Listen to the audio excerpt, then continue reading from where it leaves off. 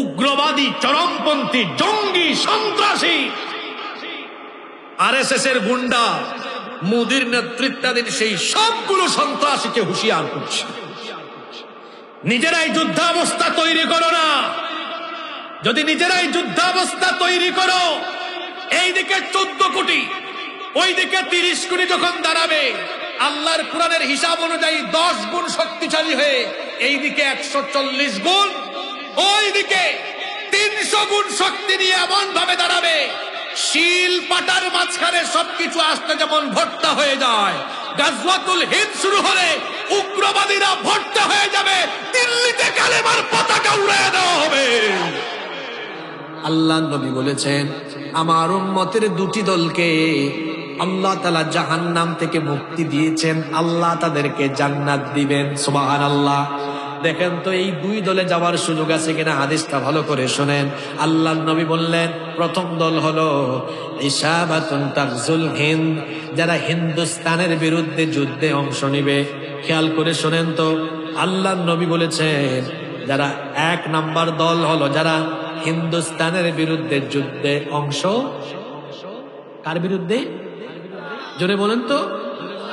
তার মানে 1500 বছর আগে আল্লাহ নবী জানতেন হিন্দুস্তানে একটা কি হবে।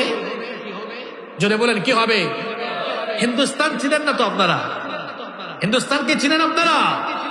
তার মানে 1500 বছর আগে নবীজি বলেছেন কিয়ামতের আগে হিন্দুস্তানে একটি যুদ্ধ হবে, যেটার নাম হবে গাজওয়াতুল, জোরে বলেন গাজওয়াতুল হিন্দ। এই যুদ্ধে শহীদ হওয়া না, হাদিসের ভাষা শুনেন, শহীদ হওয়া না, এই যুদ্ধে অংশগ্রহণ করলেই আল্লাহ বিনা বিচারে বিনা হিসাবে জান্নাত দিবেন। আমাদেরকে ভয় দেখায় লাভ নাই, কারণ আমাদের নবী আমাদেরকে 1500 বছর আগে জানিয়ে গিয়েছেন হিন্দুস্তানে একটি যুদ্ধ হবে। তিনি আমাদেরকে জানিয়ে গিয়েছেন যে এই যুদ্ধে যারা অংশ নিবে আল্লাহ তাদেরকে জান্নাত দিয়ে দিবেন। আমরা যুদ্ধপ্রিয় নই, আমরা শান্তিপ্রিয়।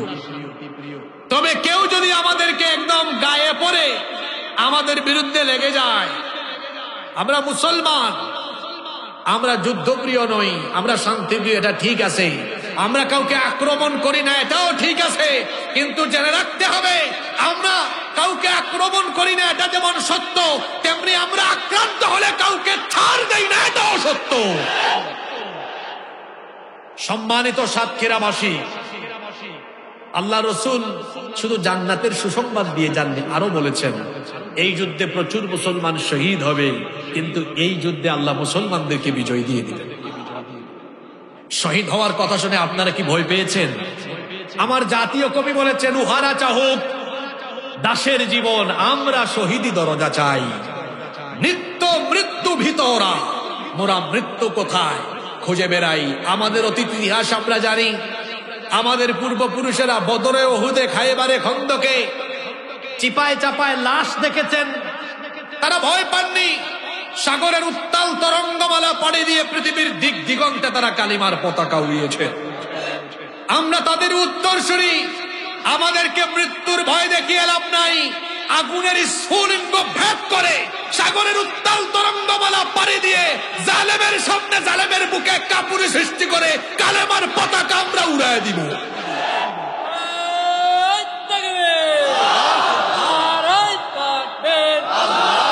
ইসলামের শত্রুরা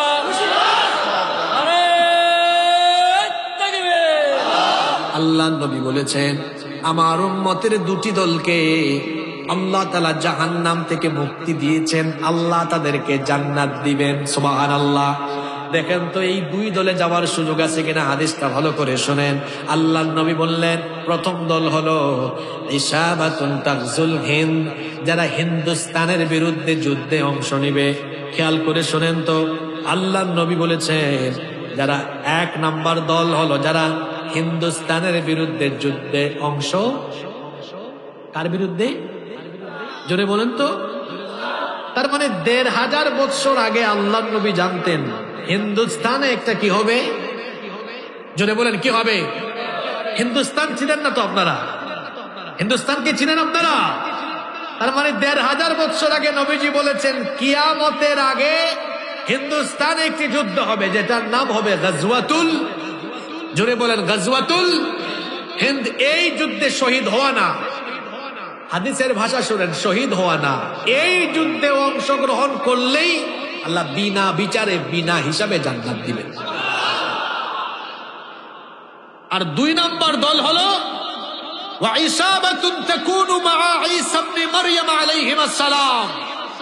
ঈসা নবী দুনিয়াতে আসার পরে যারা দাজ্জালের বিরুদ্ধে ঈসা নবীকে সাহায্য করার জন্য ঈসা নবীর সাথী হবে, তাদেরকে আল্লাহ বিনা হিসাবে জান্নাত দিয়ে দিবেন। হাদিস বুঝে থাকলে বলেন তো, এখানে আমরা যারা আসি, এই 2 দলে যাওয়ার পরিস্থিতি আমাদের জীবনে আসার সম্ভাবনা আছে না নাই? কারণ এই 2টা ঘটনা পৃথিবীতে ঘটে গিয়েছে না ঘটবে? জোরে বলেন, ঘটে গিয়েছে না ঘটবে? একটা হলো কি, হিন্দুস্তানের বিরুদ্ধে যুদ্ধে অংশ নেওয়া।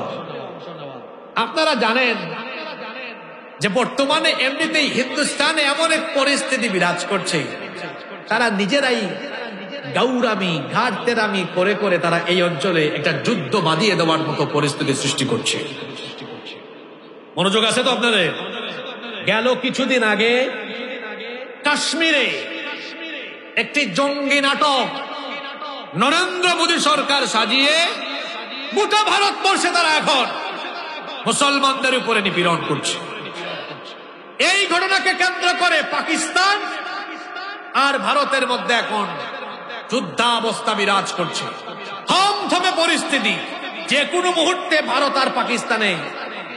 আর পাকিস্তানের মধ্যকার যুদ্ধ শুরু হয়ে যেতে পারে।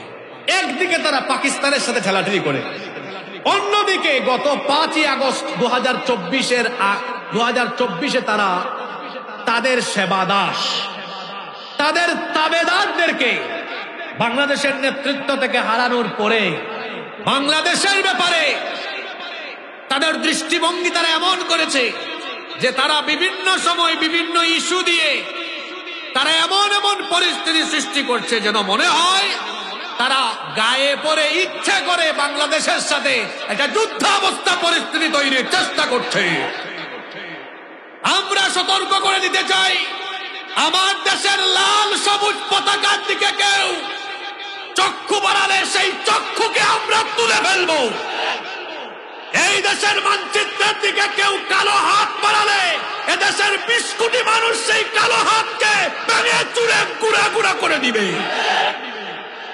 কারণ আমরা কাউকে ভয় করি, একজনকে ভয় করি, তিনি কে? তারা আমাদেরকে ভয় দেখায় এবং তাদের দেশের মিডিয়াগুলো বাংলাদেশের ব্যাপারে কিরকম মিথ্যাচার করে তা আপনারা জানেন। এই যে রিপাবলিক বাংলা, পশ্চিমবঙ্গের একটা ইউটিউব ভিত্তিক সংবাদ মাধ্যম, এই চ্যানেলের যে সাংবাদিক ময়ূখ রঞ্জন, দেখছেন ব্যাংক যেমন লাফায় সেও তেমন। আর কি ডায়লগ, থাকবে না বাংলাদেশটা, থাকবে না। আপনারা দেখছেন কিনা গতকাল কলকাতায় তার বিরুদ্ধে আর এই রিপাবলিক বাংলার বিরুদ্ধে মানুষ স্লোগান দিয়েছে, থাকবে না রিপাবলিক বাংলা, থাকবে না, অর্থাৎ এটা বন্ধ করে দিতে হবে, থাকবে না ময়ূখ রঞ্জন, থাকবে না, অর্থাৎ তাকে জেলের বাইরে থাকতে দেওয়া হবে না। অর্থাৎ হিন্দু মুসলিম দাঙ্গা এবং সংঘাত বা উস্কানিমূলক বক্তব্য দেওয়ার অপরাধে দায়ে হিন্দু মুসলিম সবাই এখন এর গ্রেফতার করার জন্য আন্দোলন করছে। এমনকি এই চ্যানেলটাকে বন্ধ করার জন্য তারা কি করছে? আন্দোলন করছে। তারা মাঝে মাঝে পরিসংখ্যান দেখায়, বাংলাদেশ আর ভারতের যুদ্ধ পরিস্থিতি তৈরি হলে বাংলাদেশ পারবে না। তারা বলে আমাদের যুদ্ধ বিমান বেশি, তাদের যুদ্ধ বিমান কম, আমাদের জনসংখ্যা বেশি, তাদের জনসংখ্যা কম, আমাদের মিলিটারি বেশি, তাদের মিলিটারি কম, আমাদের জাহাজ বেশি, তাদের জাহাজ কম। অর্থাৎ অস্ত্র শস্ত্র এবং যুদ্ধের যাবতীয় উপাদান সরঞ্জাম তাদের বেশি, আমাদের কম, এজন্য আমরা তাদের সাথে পারবো না। কিন্তু এই ব্যাককনের দল এরা তো জানে না, আমাদের কাছে কিছু না থাকলেও, ওদের কাছে সব থাকলেও আমাদের কাছে এমন একটা জিনিস আছে যা ওদের কাছে, বলেন তো সেটা কি? জোরে বলতে হবে, সেটা কি? মুসলমান যখন ইমানি চেতনা নিয়ে দাঁড়িয়ে যায় তখন সেই মুসলমানদেরকে পরাভূত করার, হারিয়ে দেওয়ার শক্তি দুনিয়াতে কারোরই নয়। আমাদেরকে ভয় দেখায় লাভ নাই, কারণ আমাদের নবী আমাদেরকে ১৫০০ বছর আগে জানিয়ে গিয়েছেন হিন্দুস্তানে একটি যুদ্ধ হবে। তিনি আমাদেরকে জানিয়ে গিয়েছেন যে এই যুদ্ধে যারা অংশ নিবে আল্লাহ তাদেরকে জান্নাত দিয়ে দিবেন। আমরা যুদ্ধপ্রিয় নই, আমরা শান্তিপ্রিয়। তবে কেউ যদি আমাদেরকে একদম গায়ে পড়ে আমাদের বিরুদ্ধে লেগে যায়, আমরা মুসলমান, আমরা যুদ্ধপ্রিয় নই, আমরা শান্তিপ্রিয়, এটা ঠিক আছে। আমরা কাউকে আক্রমণ করি না, এটাও ঠিক আছে। কিন্তু জেনে রাখতে হবে আমরা কাউকে আক্রমণ করি না, এটা যেমন সত্য, তেমনি আমরা আক্রান্ত হলে কাউকে ছাড় দেই না, এটাও সত্য। সম্মানিত সাতক্ষীরাবাসী, আল্লাহ রসুল শুধু জান্নাতের সুসংবাদ দিয়ে যাননি, আরো বলেছেন এই যুদ্ধে প্রচুর মুসলমান শহীদ হবে, কিন্তু এই যুদ্ধে আল্লাহ মুসলমানদেরকে বিজয় দিয়ে দিবেন। শহীদ হওয়ার কথা শুনে আপনারা কি ভয় পেয়েছেন? আমার জাতীয় কবি বলেছেন, উহারা চাহুক দাসের জীবন, আমরা শহীদি দরজা চাই। নিত্য মৃত্যু ভিতরা, মোরা মৃত্যু কোথায় খুঁজে বেড়াই। আমাদের অতীত ইতিহাস আমরা জানি। আমাদের পূর্বপুরুষেরা বদরে, ওহুদে, খায়বারে, খন্দকে চিপায় চাপায় লাশ দেখেছেন, তারা ভয় পাননি। সাগরের উত্তাল তরঙ্গমালা পাড়ি দিয়ে পৃথিবীর দিক দিগন্তে তারা কালিমার পতাকা উড়িয়েছে। আমরা তাদের উত্তরসূরি। আমাদেরকে মৃত্যুর ভয় দেখিয়ে লাভ নাই। আগুনের স্ফুলিঙ্গ ভেদ করে সাগরের উত্তাল তরঙ্গমালা পাড়ি দিয়ে জালেমের সামনে, জালেমের বুকে কাপুরি সৃষ্টি করে কালেমার পতাকা আমরা উড়ায় দিব।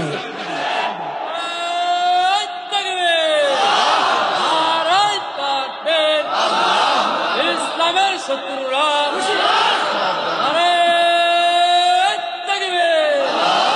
সম্মানিত সাতক্ষীরাবাসী, আমরা শুধু স্লোগান দিয়ে এখান থেকে যাব না।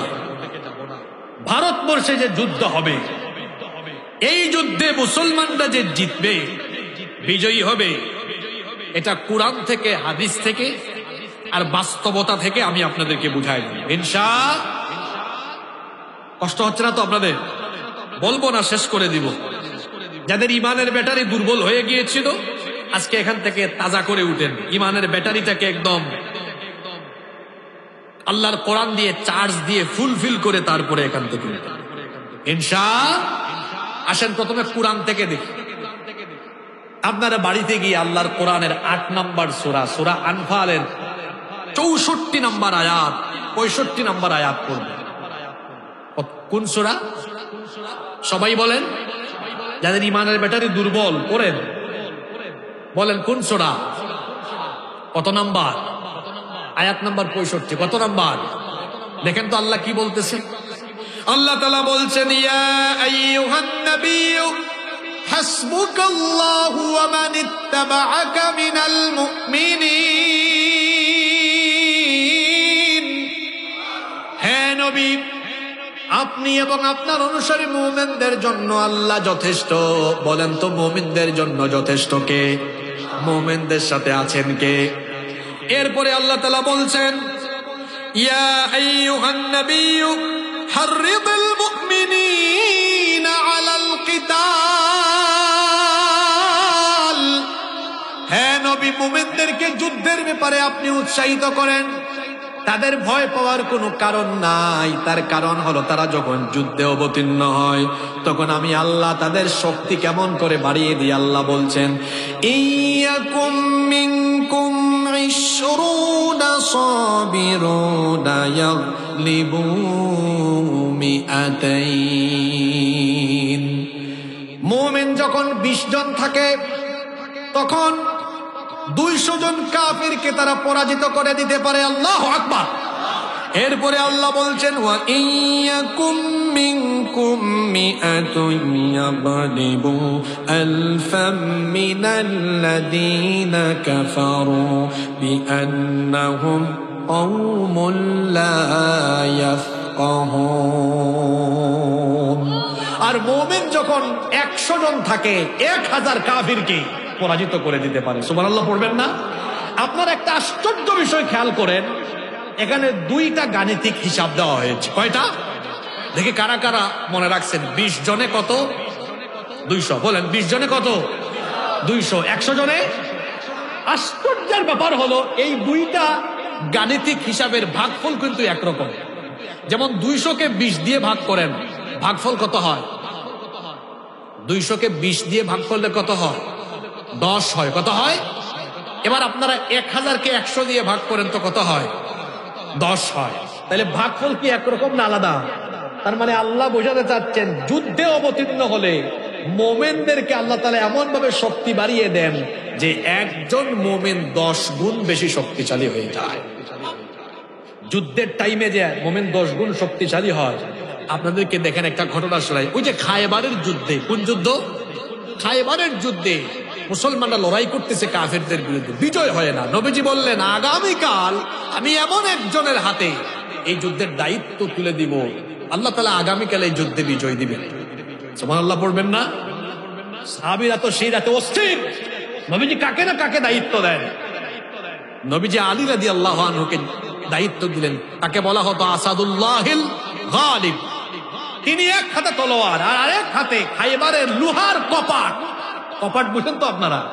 লোহার কপাট আরেক হাতে নিয়ে একদমই কপাট দিয়ে কাফেরদেরকে সাইজ করেছেন। যুদ্ধের পরে যখন সবাই শুনলো আলী রাদিয়াল্লাহু আনহু ওই লোহার কপাট হাতে নিয়ে কাফেরদেরকে সাইজ করেছেন, তারা তো অবাক যে এই কপাট তুলতে তো কয়েকজন লাগে, উনি একা এক হাত দিয়ে এটা তুলছেন কেমনে? আলী রাদিয়াল্লাহু আনহু যখন শুনতেছেন সবাই বলা বলি করতেছে, তিনি বললেন দেখো আমি কেমনে তুলা দিয়েছি। এখন যখন তুলতে যাবেন তুলা দিতে, নবীজি এটা দেখে বলেন আলী লজ্জা পেও না, সত্যি তুমি যুদ্ধের সময় এটা তুলা দিয়ে এটা দিয়ে কাফেরদেরকে সাইজ করেছিল, এটা সত্য, কারণ সেই সময় আল্লাহ তোমার গায়ে এমন শক্তি ঢেলে দিয়েছিল। আমরা মুসলমানরা কোনোদিন সংখ্যা দিয়ে বিজয়ী হই নাই, আমরা বিজয়ী হয়েছে কোয়ালিটি দিয়ে। আমরা যখন ইমানি তেজ নিয়ে দাঁড়িয়েছি আল্লাহ ফেরেশতা পাঠায়া সাহায্য করেছেন, শক্তি বহু গুণে বাড়িয়ে দিয়েছেন। সুবহানাল্লাহ। তাহলে এই আয়াত, যে আয়াতটা আজকে তিলাওয়াত করলাম, শুনেন, যুদ্ধ শুরু হয়ে গেলে মুসলমানরা ইমান নিয়ে দাঁড়ালে তারা কয় গুণ শক্তিশালী হয়? আসতে বলবেন না, জোরে বলেন কয় গুণ? ভারতের জনসংখ্যা 130 কোটি, বাংলাদেশের জনসংখ্যা কত? 18 বা 20 কোটি। তাহলে আমরা সংখ্যায় কম না? কম। কিন্তু আসেন, বাংলাদেশের জনসংখ্যা 18 বা 20 কোটি, তার মধ্যে মুসলমান হলো 14 কোটি। কিন্তু 14 কোটি যদি যুদ্ধে আল্লাহর উপর আস্থা নিয়ে দাঁড়ায়, তখন কি 14 কোটি থাকবে? 10 গুণ শক্তি বাড়বে। তাহলে 10 দিয়ে 14 কোটিকে গুণ করেন তো কত হয়? 140 কোটি। এরপরে ভারতে জনসংখ্যা 130 কোটি, এর মধ্যে 30 কোটি মুসলমান আছে না নাই? এরাও যদি দাঁড়ায়, 30 কোটি গুণ 10 কত হয়? 300 কোটি। যে ব্যাককলরা মিডিয়ায় বসে হিসাব করে, এরা আল্লাহর কোরআনের হিসাব জানে না। আপনাদের এলাকায় পাটা পুতাইল বলেন না শিল পাটা বলেন? জি, শিল পাটায় পেঁয়াজ নড়া না? নড়া। আপনাদের সাতক্ষীরার ভাষা শিখে যাই আমি, আমাদের ভাষা তো অন্যরকম, আমাদের সিলেটের ভাষা। হ্যাঁ, আপনি গেলে বলবে কিতাব আইসাব বালানি, আউকা বউকা খাউকা যাউকা। শোনেন, শিল কি বলছেন ভাই? শিল নড়া। তো শিল নড়ার মাঝখানে পেঁয়াজ মরিচ যাই দেন, এটা কি হয়ে যায়? একদম মিশে যায়, একদম ভর্তার মতো হয়ে যায়, তাই না? উগ্রবাদী, চরমপন্থী, জঙ্গি, সন্ত্রাসী, আরএসএস এর গুন্ডা, মোদির নেতৃত্বাধীন সেই সবগুলো সন্ত্রাসীকে হুঁশিয়ার করছে, নিজেরাই যুদ্ধাবস্থা তৈরি করো না। যদি নিজেরাই যুদ্ধাবস্থা তৈরি করো, এইদিকে 14 কোটি, ওইদিকে 30 কোটি যখন দাঁড়াবে, আল্লাহর কোরআনের হিসাব অনুযায়ী 10 গুণ শক্তিশালী হয়ে এইদিকে 140 গুণ, ওইদিকে 300 গুণ শক্তি নিয়ে এমন ভাবে দাঁড়াবে, শিল পাটার মাঝখানে সবকিছু আসতে যেমন ভর্তা হয়ে যায়, গাজওয়াতুল হিন্দ শুরু হলে উগ্রবাদীরা ভর্তা হয়ে যাবে, দিল্লিতে কালেমার পতাকা উড়িয়ে দেওয়া হবে। তাহলে কোরআনিক হিসাব জানলাম, কোনোভাবেই যুদ্ধে মুসলমানদেরকে হারানো যায় না যদি মুসলমানরা ইমান নিয়ে দাঁড়ায়। তো গাজওয়াতুল হিন্দে মুসলমান ইমান নিয়ে দাঁড়ালে 10 গুণ শক্তিশালী হবে। তো 10 গুণ শক্তিশালী হবে, এটা কি আমার কথা না আল্লাহর কথা? মোকাবেলা করা যাবে? জোরে বলেন, মোকাবেলা করা যাবে? তারপরে আসুন হাদিস কি বলছে। নবীজি তো বলেই গিয়েছেন এই অঞ্চলে একটা যুদ্ধ হবে কিয়ামতের আগে। এই যুদ্ধে মুসলমানদেরকে বিজয় দিবেন কে? আপনাদের আর কোনো সন্দেহ আছে? তাহলে কুরআন বলে, হাদিস বলে এই অঞ্চলে একটা যুদ্ধ হলেও আল্লাহ জিতায় দিবেন কাদেরকে? এবার আসেন বাস্তবতা কি বলে। বাংলাদেশ, ভারত, পাকিস্তান এই অঞ্চল ভৌগোলিকভাবে এমন একটা জায়গায় অবস্থান করছে, ভারত সে যার বিরুদ্ধেই যুদ্ধ করবে। এখানে কয়েকটা অঞ্চল আছে এরা এসে ভারতের বিরুদ্ধে দাঁড়িয়ে যাবে।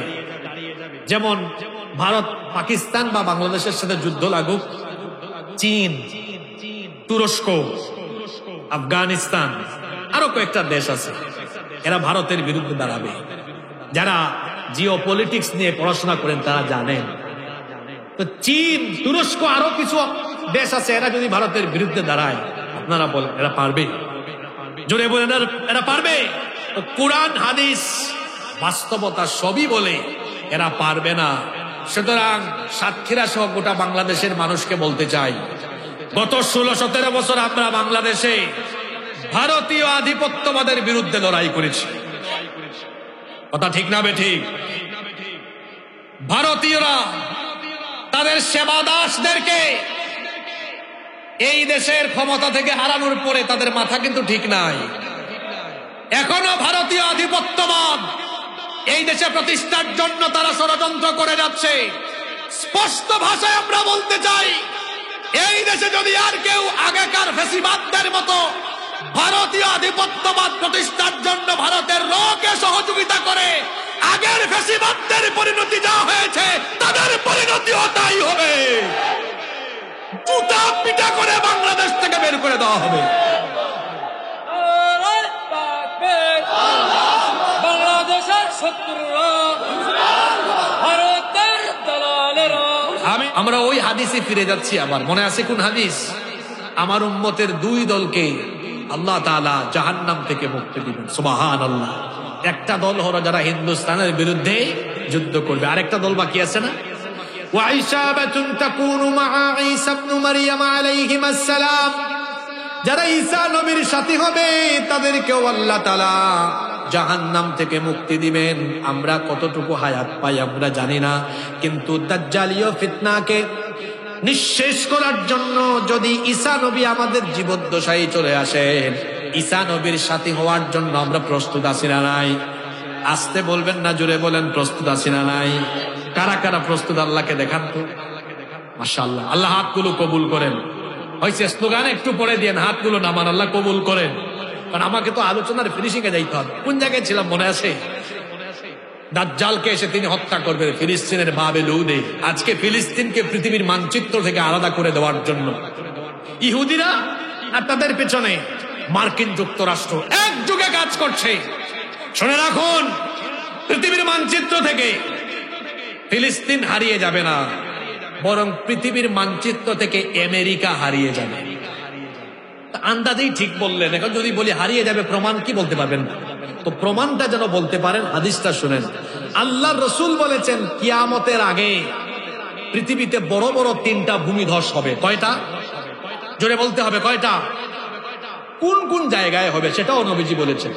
থালাথাতু খুসুফুন ফিল আরদ, 3টি বড় বড় ভূমিধস। ভূমিধস মানে হচ্ছে মাটি সহ ধসে যাওয়া, নিচে চলে যাওয়া। কোন 3টা অঞ্চল? নবীজি বলেছেন 1 নাম্বার হাসফুন বিল মাশরিক, একটা হবে পৃথিবীর পূর্ব দিকের দেশগুলোতে। ওয়া হাসফুন বিল মাগরিব, আরেকটা হবে পৃথিবীর পশ্চিমা দেশগুলোতে। আরেকটা হবে হাসফুন বি জাজিরাতিল আরব, জাজিরাতুল আরব বা আরব উপদ্বীপের কিছু অঞ্চলে। এই 3টা অঞ্চলের মধ্যে একটা অঞ্চল বলা হয়েছে পশ্চিমের দেশগুলোতে। আমেরিকা পৃথিবীর পূর্বে না পশ্চিমে? জোরে বলেন কোন দিকে? সুতরাং আমরা বলছি পৃথিবীর মানচিত্র থেকে ফিলিস্তিন হারাবে না, আমেরিকা পৃথিবীর মানচিত্র থেকে হারিয়ে যাবে। ফিলিস্তিন হারাবে না, বরং আগামীর পৃথিবীকে শাসন করবে মজলুম ফিলিস্তিনিরা। এটা আমার কথা নয়, বলেছেন মুহাম্মদ। আমরা বলি সাল্লাল্লাহু, আল্লাহর নবী বলেছেন এই অঞ্চলে ইমাম মাহদী আলাইহিস সালাম তার খেলাফতের হেডকোয়ার্টার স্থাপন করবেন। সুবহানাল্লাহ পড়বেন না? এখানেই হত্যা করা হবে দাজ্জালকে। এখানে হত্যা করা হবে কাকে? দাজ্জালকে। ইহুদিদের খায়েশ স্বপ্ন পূরণ হবে না। দেখেন আজকে ইসরায়েলে দাবানল দেখছেন না আপনারা? গত 2-3 দিন ধরে দাবানলে পুড়ছে ইসরায়েল। দাবানলে ইসরায়েল পড়ে যাচ্ছে। বলেন তো আগুন হুকুম মানে কার? জোরে বলেন হুকুম মানে কার? ফিলিস্তিনের আশেপাশের আরব দেশগুলো মজলুম ফিলিস্তিনিদের পাশে যদি দাঁড়াতো, গোটা বিশ্বের 57-58টি মুসলিম রাষ্ট্রের রাষ্ট্রপ্রধানরা যদি সেখানে সামরিক প্রস্তুতি নিয়ে সামরিক সেনা পাঠাতো, হুঁশিয়ার করত, ইসরায়েলের ভেতরে এমনি কাঁপুনি শুরু হয়ে যেত। আমরা যখন নীরব, আল্লাহ তাআলা তার আসমানি ফয়সালা কিছুটা হলে দেখাচ্ছেন। আল্লাহ তাআলা তিনি তো সর্বশক্তিমান। আগুন, পানি এগুলো হচ্ছে জুনদুম মিন জুনুদিল্লাহ। এগুলো কার সৈনিক? আগুন। আল্লাহ চাইলে আগুন দিয়ে পুরাতে পারেন, আবার আল্লাহ চাইলে আগুনের তেজ নিঃশেষ করেও দিতে পারেন। যখন ইব্রাহিম আলাইহিস সালামকে নমরুদ আগুনে ফেললো, আগুন কি পুরাতে পেরেছে? আল্লাহ আগুনকে বলেছেন ইয়া নারু কুনি বারদাও ওয়া সালামান আলা ইব্রাহিম, তুমি ইব্রাহিমের জন্য আরামদায়ক শান্তিদায়ক হয়ে যাও। সুবহানাল্লাহ বলবেন না? আর এখানে ইসরায়েল দাবানলে পুড়ছে। এটা আল্লাহ তাআলার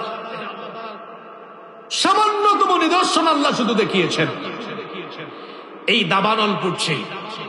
আমরাও দোয়া করি আল্লাহ এই দাবানলের মাধ্যমে তুমি এই অসভ্য ইহুদিদেরকে ভালো মতো শায়েস্তা করো। বলেন আমিন। সম্মানিত ভাইয়েরা, আল্লাহর রাসূল বলেছেন শেষ জামানায় পৃথিবীতে ভূমিধস, ভূমিকম্প, দাবানল, চেহারার বিকৃতির গজব বাড়বে। নবীজি বলেছেন হাসফান ওয়া মাসখান ওয়া কাদফান ওয়া রিহুন হামরা।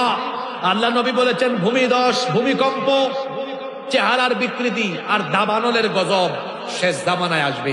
আজকে কি সেই গজব আমাদের চোখের সামনে দৃশ্যমান হয় নাই? আপনারা দেখেছেন কয়েক মাস আগে আমেরিকার লস অ্যাঞ্জেলেস, আমেরিকার একটা নামি দামি শহর কিন্তু এটা। এরপরে কি জানেন একটা শহর হলিউড, হলিউড না, হলিউড আর লস অ্যাঞ্জেলেস দাবানলে পুড়ে ছাই হয়ে গিয়েছে। এগুলো কিয়ামতের আগে নিদর্শন, কিয়ামতের আগে এগুলো ঘটবে বলেছেন মুহাম্মদ সাল্লাল্লাহু আলাইহি ওয়াসাল্লাম। দাজ্জালের ফিতনা পৃথিবীতে শুরু হয়ে গিয়েছে। দাজ্জাল আসার আগেই দাজ্জালের অনুসারীরা ফিতনা পৃথিবীতে ছড়িয়ে দিচ্ছে। কষ্ট হচ্ছে আপনাদের? আমি জরুরি আরো কিছু কথা বলবো, 10-15 মিনিট মনোযোগ থাকবে তো আপনাদের? আমি বলছিলাম দাজ্জাল পৃথিবীতে আসে না নাই, জন্ম হয়েছে না হবে, সে আড়াল থেকেই ফিতনা চালাচ্ছে। তার কি দিয়ে? অনুসারী দিয়ে। দাজ্জালের অনুসারী হবে ইহুদিরা, আর অসংখ্য নারীরা হবে দাজ্জালের অনুসারী। হাদিসে নবীজি বলেছেন দাজ্জালের অনুসারীদের বেশিরভাগ হবে ইহুদি এবং নারী, ইহুদি এবং নারীরা। সম্মানিত সাতক্ষীরাবাসী, বলছিলাম দাজ্জালীয় ফিতনা সব দিকে পৃথিবীতে শুরু হয়েছে। এই যে নারীবাদীরা যে ফিতনা শুরু করেছে, এরাও দাজ্জালীয় এজেন্ডা বাস্তবায়নের কাজ বাংলাদেশে করার অপচেষ্টা করছে। কিন্তু এটা বাংলাদেশে করতে দেওয়া হবে। নারী অধিকার প্রতিষ্ঠার জন্য আল্লাহর কোরআনের আইন দরকার। শেষ কথা আপনাদেরকে বলি, শুধু নারী অধিকার নয়, এই দেশকে আমরা একটি সফল, উন্নত, ক্ষুধামুক্ত, দারিদ্রতামুক্ত বাংলাদেশ হিসাবে পেতে হলে মানুষের তৈরি করা আইনের পরিবর্তে আল্লাহর কোরআনের আইন প্রতিষ্ঠার জন্য আমাদেরকে ঐক্যবদ্ধ হতে হবে। শেষ কথা আপনাদেরকে বলি, কথায় আছে না, শেষ ভালো যার সব ভালো। আমাদের দেশের মানুষকে 54 বছর ধরে রাজনৈতিক দলগুলো শুনিয়ে যাচ্ছে আমরা ক্ষমতায় গেলে দারিদ্রতামুক্ত, ক্ষুধামুক্ত বাংলাদেশ নির্মাণ করব। হ্যাঁ, আমরা বাংলাদেশকে সচ্ছল করব, স্বাবলম্বী করব, ক্ষমতায় গেলে এত লক্ষ এত কোটি মানুষকে চাকরি দিব, ক্ষুধা থাকবে না, দারিদ্রতা থাকবে না। আপনারা সাতক্ষীরার মানুষ বলেন তো, কেউ কি তার ওয়াদা পূরণ করেছে? জোরে বলেন, করেছে? আল্লাহর কালাম হাতে নিয়ে বলে যাচ্ছি, যদি আল্লাহর কালাম রাষ্ট্রের সর্বোচ্চ জায়গা পর্যন্ত পৌঁছে, চ্যালেঞ্জ করে বললাম, একজন ক্ষুধার্ত মানুষ থাকবে না, অসহায় মানুষ থাকবে। কারণ আল্লাহ তাআলা একটি ফর্মুলা দিয়েছেন, যাকাতের ফর্মুলা। এটি যখন রাষ্ট্রীয়ভাবে প্রয়োগ করা হবে, এই দেশে ক্ষুধার্ত মানুষ, অসহায় মানুষ থাকবে না। অতি সোনালী রাষ্ট্র হিসাবে বাংলাদেশ তৈরি হবে ইনশাআল্লাহ। জন্য আসুন একটি ক্ষুধামুক্ত, দারিদ্র্যমুক্ত বাংলাদেশ বিনির্মাণের জন্য, একটি সুন্দর সফল বাংলাদেশ বিনির্মাণের জন্য আমরা আল্লাহর কোরআনকে রাষ্ট্রের সর্বোচ্চ জায়গা পর্যন্ত নিয়ে যাওয়ার জন্য ঐক্যবদ্ধভাবে কোরআনের সমাজ বিনির্মাণে কাজ করি। আল্লাহ তাআলা আমাদের সকলকে কোরআনের জন্য, কোরআনের আন্দোলনের জন্য কবুল করেন, আমরা সবাই বলি আমিন। মাহফিল ইন্তেজামিয়া কমিটির সম্মানিত সভাপতি সাহেবের কোনো কথা থাকলে আমরা শুনবো, না থাকলে আমরা মোনাজাতে চলে যাব। আল্লাহুম্মা আমিন। ربنا ظلمنا أنفسنا وإن لم تغفر لنا وترحمنا لنكونن من الخاسرين ربنا آتنا في الدنيا حسنة وفي الآخرة حسنة وقنا عذاب النار ربنا اغفر لنا ولإخواننا الذين سبقونا بالإيمان ولا تجعل في قلوبنا غلا للذين آمنوا ربنا إنك رؤوف رحيم رب العالمين ওগো আমাদের মালিক, ওগো আমাদের রব, গভীর রজনী পর্যন্ত তোমার কোরআন পাগল অসংখ্য বান্দা বান্দিরা নীরবে বসে বসে তোমার কালাম থেকে আলোচনা শুনেছেন। রব্বুল আলামিন, আমরা যারা হাত তুলেছি, জীবনে কম হোক বেশি হোক সবাই আমরা গুনাহ করে ফেলেছি। রব্বুল আলামিন, আমাদের গুনাহের দিকে না তাকিয়ে তোমার রহমতের দিকে নজর দিয়ে তোমার গাফফার নামের খাতিরে আমাদের জীবনের ছোট বড় জানা অজানা যত গুনাহ আমরা করেছি দয়া করে সব গুনাহ তুমি মাফ করে দাও। রব্বুল আলামিন, আমাদের স্ত্রী সন্তান পরিবারের সবাইকে মাফ করে দাও, আমাদের পিতা মাতাকে মাফ করে দাও। আল্লাহ, আমাদের যাদের বাবা মা আমাদেরকে এতিম বানিয়ে কবরের বাসিন্দা হয়েছেন, দয়া করে তাদের কবরগুলোকে তুমি জান্নাতুল ফেরদাউস বানিয়ে দাও। আমাদের যাদের মা বাবা বেঁচে আছেন নেক হায়াত বাড়িয়ে দাও। আল্লাহুম্মা গফিরলি ওয়া লিওয়ালিদাইয়া ওয়া কুর রাব্বিরহামহুমা কামা রাব্বায়ানি সগীরা রাব্বিরহামহুমা কামা রাব্বায়ানি সগীরা। রব্বুল আলামিন, আমাদের যত আত্মীয় স্বজন কবরে চলে গিয়েছেন তাদেরকে মাফ করে দাও। বিশেষ করে এই হাবাসপুর এলাকায় কবরস্থানে গোরস্থানে যত মুর্দাগান শায়িত আল্লাহ সবাইকে তুমি মাফ করে দাও। রব্বুল আলামিন, আমাদের মধ্যে যারা অসুস্থ তাদেরকে শিফা দান করে দাও। ওগো আমাদের মালিক, আমাদের অভাব অনটন সকল সমস্যা তুমি দূরীভূত করে দাও। ফিলিস্তিনের নির্যাতিত নিপীড়িত মুসলমানদেরকে তুমি সাহায্য করো। রব্বুল আলামিন, আমার এই দেশকে তুমি সকল দেশি বিদেশি ষড়যন্ত্র থেকে হেফাজত করো। আজকের এই মাহফিলকে তুমি কবুল আর মঞ্জুর করে নাও। যারা মাহফিলে দান সদকা করেছেন সবার দান সদকা কবুল করে নাও। রব্বুল আলামিন, হাবাসপুর যুব সমাজ, আমার যুবক ভাইয়েরা বড় কষ্ট করে পরিশ্রম করে মেহনত করে আজকের এই কোরআনের বাগান সাজিয়েছেন। আল্লাহ, আমার এই যুবক ভাইদের জীবনের গুনাহ খাতা তুমি মাফ করে দাও। আল্লাহ, আমার ভাইদেরকে তুমি কোরআনের জন্য, দ্বীনের জন্য কবুল করে নাও। মাহফিলের সম্মানিত সভাপতি, প্রধান অতিথি, বিশেষ অতিথি সহ যত অতিথিবৃন্দ ছিলেন আল্লাহ সবাইকে তুমি মাফ করে দাও। অসংখ্য মা বোনেরা মাহফিলে এসেছেন, আল্লাহ আমার মা বোনদের জীবনের গুনাহ খাতা মাফ করে দাও। রব্বুল আলামিন, যারা দূর দূরান্ত থেকে এসেছেন নিরাপদে বাড়ি ফিরে যাওয়ার ব্যবস্থা করে দাও। রাস্তাঘাটে বালা মুসিবত বিপদ আপদ থেকে আমাদেরকে হেফাজত করো। আল্লাহ, জীবন আমাদেরকে তোমার দ্বীনের পথে অটল বিচল রাখো। সাল্লাল্লাহু তাআলা আলা খায়রি খালকিহি মুহাম্মাদিন ওয়া আলিহি ওয়া আসহাবিহি আজমাইন বিফদলি সুবহান রাব্বিকা রাব্বিল ইজ্জাতি আম্মা ইয়াসিফুন ওয়া সালামুন আলাল মুরসালিন والحمد لله رب العالمين. وجاء الآخر كلامنا عند الموت لا إله إلا الله محمد رسول الله